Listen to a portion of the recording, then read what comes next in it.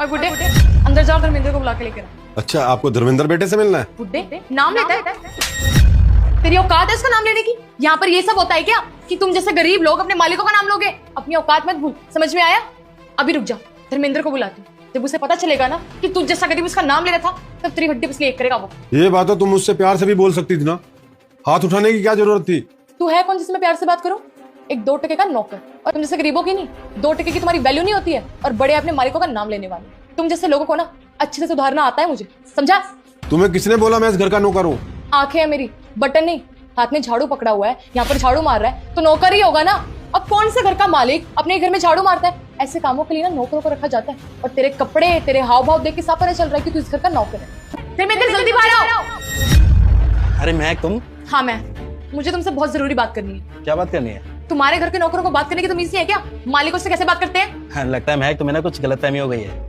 अरे ये मेरे पापा हैं, इस घर के नौकर नहीं है। अरे इन्हीं से तो मिलवाने के लिए तुम्हें यहाँ पे बुलाया आज। पापा क्या हुआ, मिल लिए? कुछ बात हुई है क्या आप दोनों के बीच में? बेटा बात तो हुई है, और कोई छोटी मोटी बात नहीं हुई है, बहुत बड़ी बात हो गई है। क्यों पापा क्या हुआ? बेटा जिसे तू घर लाने की सोच रहा है ना, ये मुझे बाहर निकालने की कह रही है। और तो और इसने मेरे ऊपर हाथ भी उठाया। बेटा नाम लेता है? बेटा मैं तो इससे प्यार से बात कर रहा था, पर इसे तो इतनी भी तमीज नहीं है कि बड़ों से कैसे बात की जाती है। महक ये क्या सुन रहा हूँ मैं? क्या पापा सही कह रहे हैं? Dharmendra I am really sorry, मुझे पता नहीं था ये तुम्हारे पापा है। अगर मुझे पता होता तो मैं ये सब नहीं करती। I am sorry.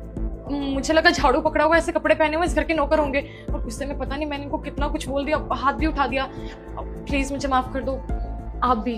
अरे बस करो यार, एक तो मेरे पापा के ऊपर हाथ उठाया तुमने, और ऊपर से यहाँ पे खड़ी होकर सफाई दे रही हो। सफाई देने की जरूरत नहीं है। और क्या मतलब है इस बात का, हाँ, कि इस घर के नौकर हैं तो तुम इनकी इज्जत नहीं करोगी, इन पे हाथ उठाओगी।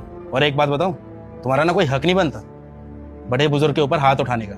अगर ये मेरे पापा नहीं भी होते ना, तभी मैं इनका स्टैंड लेता, क्योंकि यहाँ पे तुम गलत हो। तुम्हें जरा सी भी शर्म नहीं आई ना इनके ऊपर हाथ उठाते हुए। अरे मैं कितना अच्छा समझता था तुम्हें, मुझे ऐसा लगता था कि तुम मेरे घर पे आओगी ना तो मेरा घर संवार दोगी, लेकिन नहीं, तुम तो बिल्कुल उल्टा कर रही हो उसका। तुम तो मेरे घर पे भी नहीं आई और उससे पहले मेरा घर तोड़ने के लिए तैयार हो।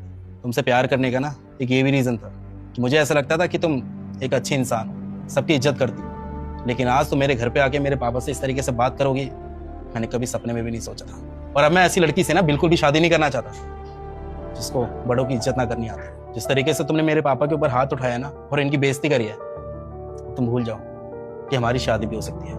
अब ऐसा है, निकलो यहाँ से। पर धर्मेंद्र। परवर कुछ नहीं, आज के बाद ना अपनी शक्ल मत दिखाना मुझे। जाओ यहाँ से।